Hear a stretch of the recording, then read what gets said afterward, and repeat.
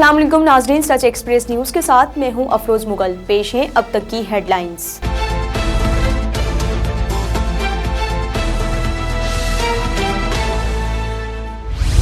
आलमी वबा corona virus के सबब पाकिस्तान में मजीद 29 अमवात और 2253 नए केसेस सामने आए हैं। National command and control centre के मुताबिक पाकिस्तान में कोरोना से अमवात की मजमूई तादाद 13,537 तक पहुंच गई, जबकि मुतासरा अफराद की मजमूई तादाद 6,07,453 हो गई है। मुल्क भर में एक्टिव केसेस की तादाद 22,038 है। 5,71,878 अफराद कोरोना से सेहतियाब हो चुके हैं।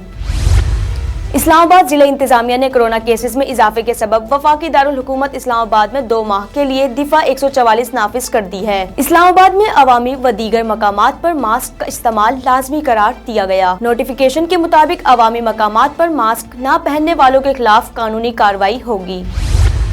पेशावर खैबर पख्तूनख्वा के 7 अजला में स्मार्ट लॉकडाउन का फैसला किया गया है। खैबर पख्तूनख्वा के 7 अजला में कल 16 मार्च से स्मार्ट लॉकडाउन नाफिज कर दिया जाएगा, जिनमें पेशावर, मर्दान, नौशहरा, एबटाबाद, सवात, सवाबी शामिल हैं।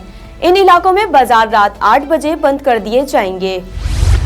लाहौर मुस्लिम लीग नून की मरकजी नायब सदर मरियम नवाज की जमानत मंसूखी के लिए नेब की दरख्वास्त पर लाहौर हाई कोर्ट में समाअत आज होगी। जस्टिस सरफराज डोगर की सरबराही में 2 रुकनी बेंच दलाइल सुनेंगे।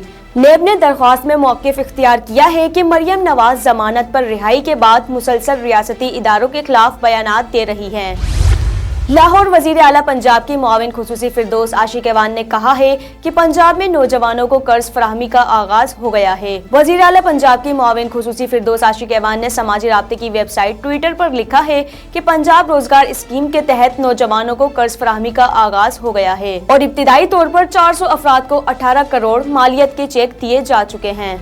रियाद सऊदी अरब में लाखों गैर मुल्की मुलाजमीन को नौकरियों से मुतल्लिक आज़ादी मिल गई है, क्योंकि गुज़िश्ता रोज से मजदूरों के हवाले से इस्लाहात के नए दौर का आगाज हो गया है। खलीज के मौक़िर अंग्रेजी अखबार के मुताबिक कफालियत के निज़ाम में बुनियादी तब्दीली के बाद गैर मुल्की मुलाजमीन को ये इख्तियार हासिल होगा कि वो अपनी नौकरियां तब्दील कर सकेंगे और अजर की मर्जी के बाद भी मुल्क से बाहर जा सकेंगे।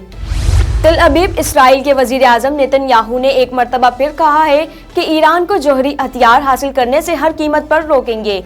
उन्होंने कहा है कि अमरीकी सदर जो बाइडेन से अच्छे ताल्लुकात हैं, लेकिन ये ताल्लुकात दूसरों के काम हरगिज नहीं आएंगे। इसराइल के वजीर आजम ने ये बात इसराइली टीवी चैनल 13 को एक इंटरव्यू देते हुए कही है कि इसराइली ज़राए इब्लाग के मुताबिक उन्होंने जब ये बात की कि जो बाइडेन से उनके अच्छे ताल्लुकात हैं, लेकिन वो दूसरों के काम नहीं आएंगे, तो उनसे इनकी मुराद ईरान था।